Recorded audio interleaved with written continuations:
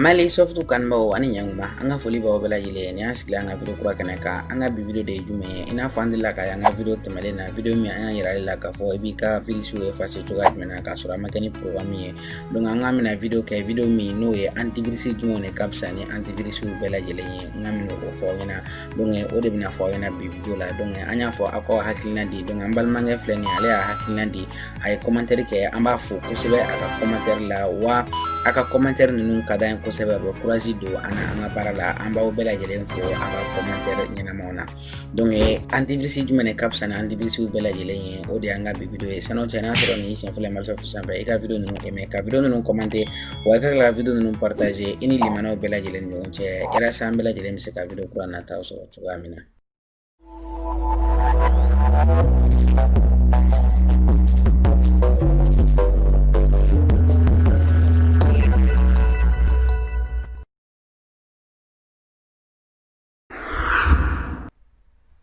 Donc antivirus mi no kapsa ni antivirus bela jelen ye antese ko fo fanga fo ko ni sai sabla e wasro antivirus do kan nyine me sanwere do rebe jorom na lela sabla conference ko ro bela jelen be congrès la donc e wasro do be do laje ale fe min ke donc ale be ta do ke min ka chaka teme do enta ka donc e wasro ale be joro boshi do ena donc o da to antese ka fo antivirus min kan ka teme antivirus bela jelen ga fanga fo de ka fo ko antivirus jumene kan ka teme antivirus bela jelen ka ni sign corner la donc no kala kuma bekle donc amena mi rawla bi o ye antivirus jumene kan ka teme antivirus bela jelen ka 2020 corner la donc amena antivirus tanta ko lu fo oyena minun kan ka teme antivirus bela jelen ka donc antivirus min kan ka teme antivirus bela jelen ka 2020 corner na o antivirus abe fo ma ka fo ko Avast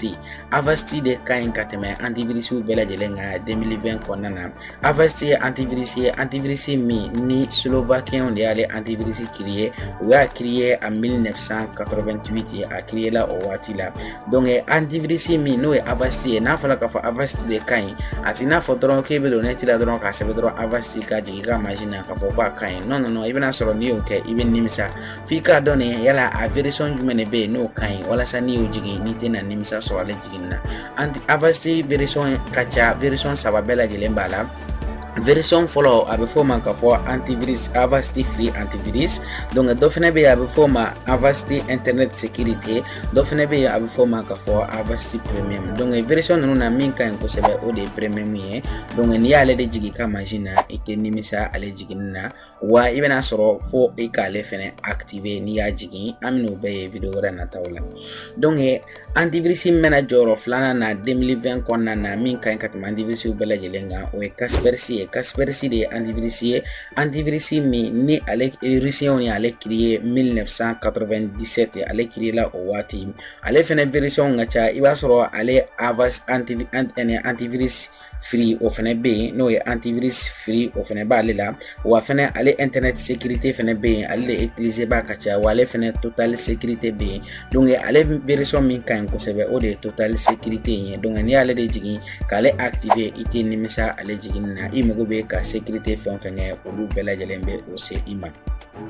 donc mune yake Avast temena Kaspersky de tu antivirus min kan ka tama antivirus bela jelenga sanjan temelona mais Avast kene mene ala nyine Avast amna la kada jumenka Avast programme do créer no antivirus wore abe fo man ka fo Avast Ultima donc uluye ale Ultima min créer ouye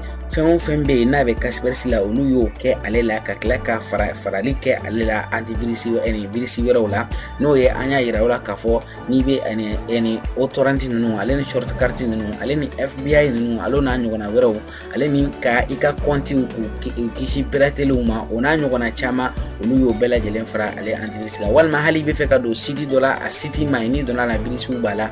en tant que ale antivirus njile no ika machine kona la alpina ito ika do sidi kona atuna ito ika dale ni kina dale ndron atison nga sidi nyere dale en tant que antivirus ndale no ika machine kona la c'est pour cela que Avast ale minun ke ori ake Avast o fana be Kaspersky la mais Avast nunu bela jelen franyonga ka kala ka premium no Avast premium inka kala ko fara ale fana ka c'est pour cela que ale kena mine Kaspersky la 2020 kona la sono santo bela jelen na Kaspersky de tun kan ka mais antivirus to bela jelenka donc n'an bolo la antivirus min bɛna jɔyɔrɔ sabanan na antivirus min ka ɲi ka tɛmɛ antivirus bɛɛ lajɛlen kan 2020 kɔnɔna na a bɛ fɔ o ma k'a fɔ ko Bitdefender. Bitdefender ale ye antivirus ye min ni Kaspersky bɛɛ créé la san kelen n'o ye 1997 mais Romeo de ye ale antivirus créé. Ale fɛnɛ version ka ca, ale fɛnɛ antivirus in ka ɲi kosɛbɛ 2020 kɔnɔna na a fɛnɛ nana place ɲɛnama sɔrɔ kosɛbɛ, ale ka ɲi kosɛbɛ. Ale plus bɛ yen n'o ye a version plus ye wa a version premium bɛ yen mais a version min ka ɲi kosɛbɛ o de ye a version premium ye. donc antivirus min bɛna jɔyɔrɔ naaninan ta min ka ɲi ka tɛmɛ antivirus bɛɛ lajɛlen kan 2020 kɔnɔna na a bɛ fɔ o ma k'a fɔ Pandadom.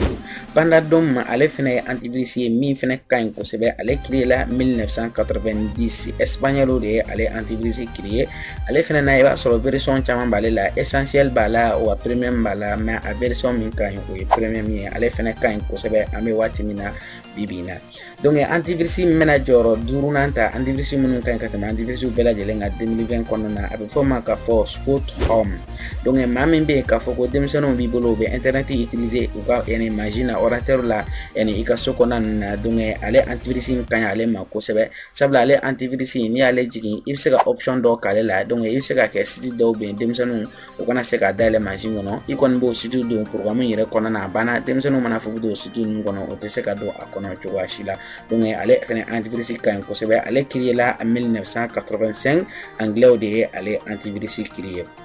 antivirus min bɛna jɔyɔrɔ wɔɔrɔnan ta min ka ɲi ka tɛmɛ antivirus bɛɛ lajɛlen kan 2020 kɔnɔna na a bɛ fɔ o ma k'a fɔ Norton. Norton ye antivirus ye min créé la 1991, donc ale fɛnɛ antivirus ye min ka ɲi kosɛbɛ. ale antivirus ale version fɛnɛ ka ca, basic b'a la wa fɛnɛ plus fɛnɛ b'a la mais i bɛna sɔrɔ ale version min ka ɲi kosɛbɛ o de ye a basic ye. antivirus min bɛna jɔyɔrɔ wolonfilanan ta min ka ɲi ka tɛmɛ antivirus bɛɛ lajɛlen kan 2020 kɔnɔna na a bɛ fɔ o ma k'a fɔ Quick Health. Quick Health ye antivirus ye min créé la 1993 mais indien de ye ale antivirus créé. ale fɛnɛ ka ɲi kosɛbɛ, ale fɛnɛ version ka ca, ale total sécurité bɛ yen wa antivirus pro fɛnɛ bɛ yen mais ale version min ka ɲi kosɛbɛ o de ye a total sécurité ye. donc antivirus min bɛna jɔyɔrɔ seeginan ta min ka ɲi ka tɛmɛ antivirus bɛɛ lajɛlen kan o ye Avira ye. Avira ale bɛna jɔyɔrɔ seeginan ta min ka ɲi ka tɛmɛ antivirus bɛɛ lajɛlen kan 2020 kɔnɔna la. ale créé la 2006, allemand de ye ale antivirus créé. ale fɛnɛ version ka ca mais version min ka ɲi kosɛbɛ o de ye a pro ye, o de ka ɲi ka tɛmɛ a version bɛɛ lajɛlen kan. antivirus min bɛna jɔyɔrɔ kɔnɔntɔnnan ta antivirus min ka ɲi ka tɛmɛ antivirus bɛɛ lajɛlen kan 2020 kɔnɔna na a bɛ fɔ o ma Node dɔw b'a fɔ a ma k'a fɔ E7. ale antivirus ye min créé la 1987, donc ale fɛnɛ ka ɲi kosɛbɛ.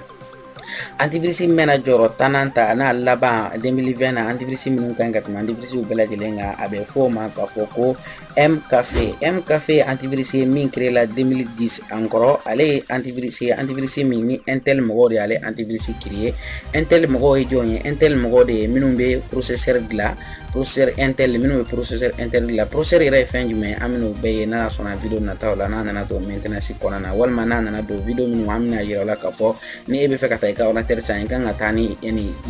kuma jumɛnw ye i kan ka t'o fɔ mɔgɔ min i bɛna san o bolo walasa i bɛ se ka ordinateur ɲɛnama sɔrɔ. donc n'o an nana se o video ma i bɛna dɔn k'a fɔ Intel ye fɛn min ye. donc Intel société n'olu bɛ carte Vega dilan olu de ye ale antivirus in créé n'a bɛ fɔ o ma k'a fɔ Mcafé, a créé la 2010, donc américain de ye ale virus in dilan. ale fɛnɛ ka ɲi kosɛbɛ bibi in na i n'a fɔ an bɛ par exemple i n'a fɔ ordinateur personnel la ale yɛrɛ fɛnɛ ka ɲi o la kosɛbɛ yɛrɛ k'a jigin i ka machine kɔnɔna la. wala donc ninnu tun ye antivirus ye, antivirus tan minnu ka ɲi ka tɛmɛ antivirus bɛɛ lajɛlen kan 2020 kɔnɔna la. nka an mana kɛ cogo o cogo mɔgɔ si tɛ se k'a fɔ ko ni antivirus in de ka ɲi ka tɛmɛ antivirus bɛɛ lajɛlen kan fo e yɛrɛ min bɛ i bɛna sɔrɔ n'i ye dɔ ɲininka o b'a fɔ nin de ka ɲi, n'i ye dɔ ɲininka o b'a fɔ nin de ka ɲi. donc kuma bɛɛ lajɛlen bɛ segin ka taa yɔrɔ jumɛn na? kuma bɛɛ lajɛlen bɛ segin ka taa de k'a fɔ ni antivirus in de ka ɲi ne bolo ka tɛmɛ antivirus bɛɛ lajɛlen kan. nka i bɛna sɔrɔ antivirus in fɛnɛ dɔwɛrɛ de ka ɲi mɔgɔ wɛrɛ bolo ka tɛmɛ